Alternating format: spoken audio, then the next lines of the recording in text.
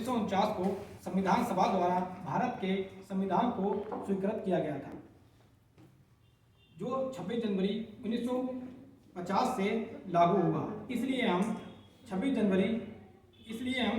जनवरी को गणतंत्र दिवस मनाते हैं।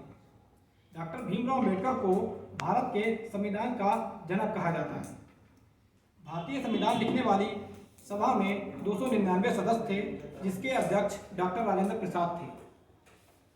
संविधान सभा में 26 नवंबर 1949 में अपना काम पूरा कर लिया था। भारतीय संविधान को पूर्ण रूप से तैयार करने में 2 वर्ष 11 माह 18 दिन का समय लगा था। हमारा संविधान विश्व का सबसे लंबा लिखित संविधान है।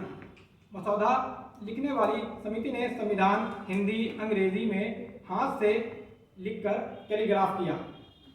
यह भारत के आम नागरिकों के लिए बहुत महत्वपूर्ण है।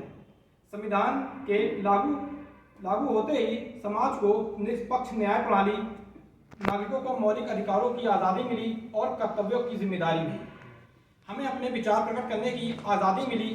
भारतीय संविधान हमें अपने हितों के लिए शांतिपूर्ण ढंग से धरना हड़ताल करने की अनुमति देता है।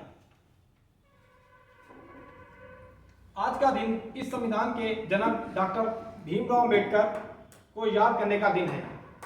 उनका मानना था कि विभिन्न वर्गों के बीच अंतर को बराबर करना बहुत महत्वपूर्ण था, अन्यथा देश की एकता को बनाए रखना बहुत मुश्किल होगा।